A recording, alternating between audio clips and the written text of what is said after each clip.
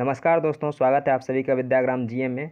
प्यारे दोस्तों, आज हम जानने वाले हैं मादा प्रजनन तंत्र यानी फीमेल रिप्रोडक्शन सिस्टम।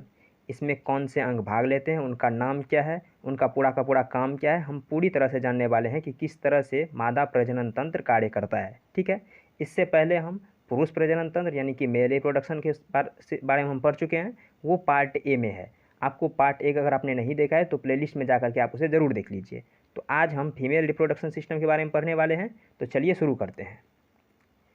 देखिए, ये है फीमेल रिप्रोडक्शन का पूरा स्ट्रक्चर।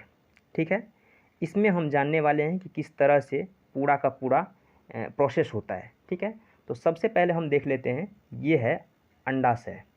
जिस तरह से आपने मादा प्रजनन तंत्र में प्राइमरी ऑर्गन के बारे में पढ़ा था, और वो प्राइमरी ऑर्गन था वृषण, जिसे आप टेस्टिस कहते हैं। ठीक है, तो उसी तरह से फीमेल रिप्रोडक्शन में जो सबसे प्राइमरी ऑर्गन होता है वो होता है अंडाशय, जिसका लेंथ 2 से 4 सेंटीमीटर का होता है। ठीक है, ये 2 से 4 सेंटीमीटर का ये अंडाशय होता है। इस अंडाशय में ही अंडे का निर्माण होता है।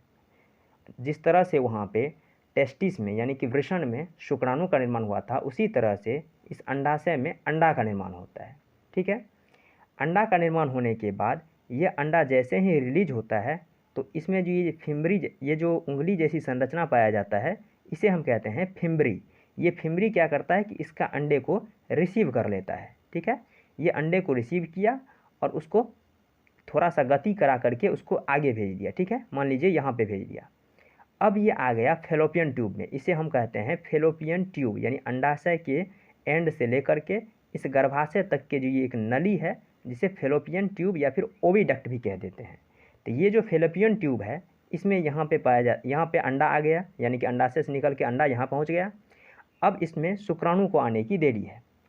सेक्सुअल इजैकुलेशन के माध्यम से शुक्राणु इसमें प्रवेश करेगा और फिर वो आगे की ओर गति करते हुए, क्योंकि शुक्राणु जो है वो गतिमान कोशिका है और अंडाणु जो है वो गतिहीन कोशिका है, यानी अंडा जो है वो गति नहीं कर सकता है और शुक्राणु गति कर सकता है।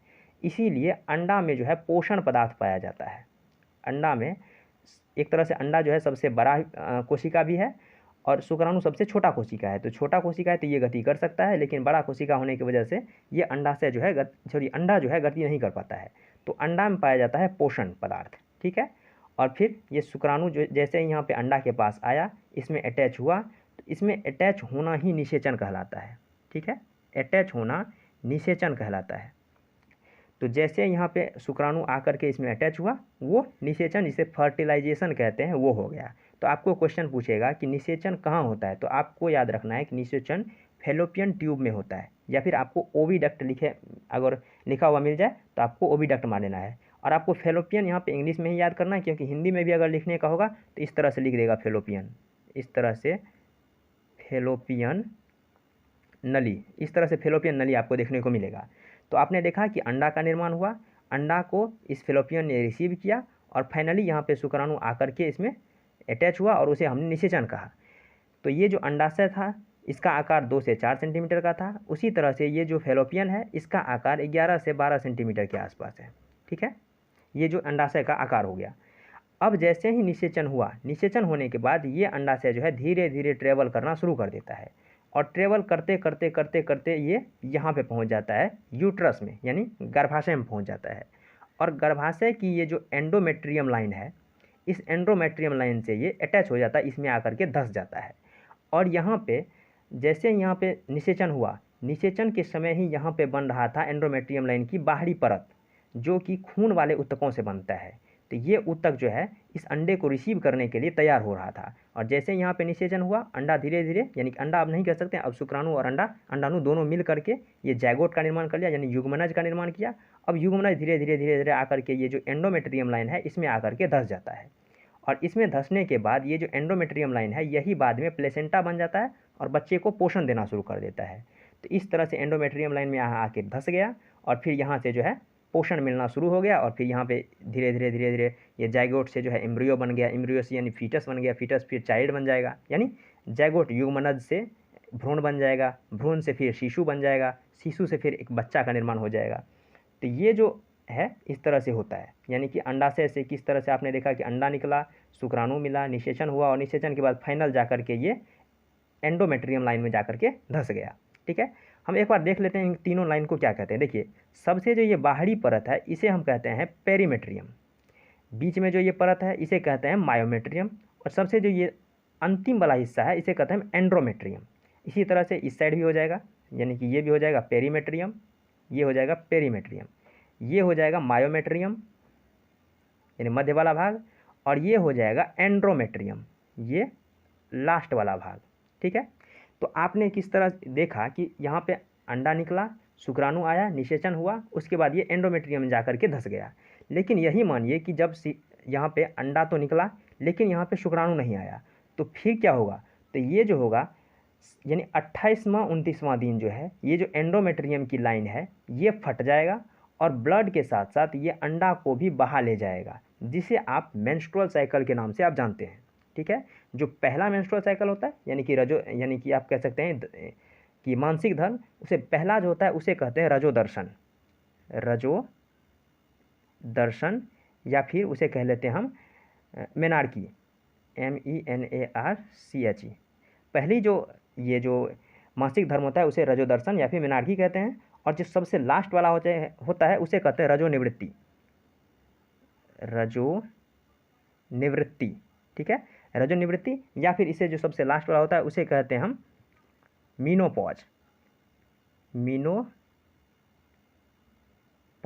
ठीक है, तो यहाँ पे आपने देखा कि जब यहाँ पे अंडाणु के साथ शुक्राणु मिला तो यहाँ पे एक बच्चे का निर्माण हो गया, लेकिन जब नहीं मिला तो यही जो है बाहर की जो एंडोमेट्रियम लाइन है ये फट के खून के माध्यम से बाहर निकल जाता है, और इसे आप रजोदर्शन यानी कि मानसिक धर्म के नाम से जानते हैं।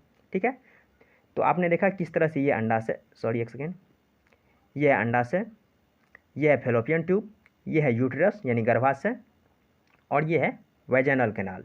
ठीक है, चलिए आगे भी हम देख लेते हैं इसका।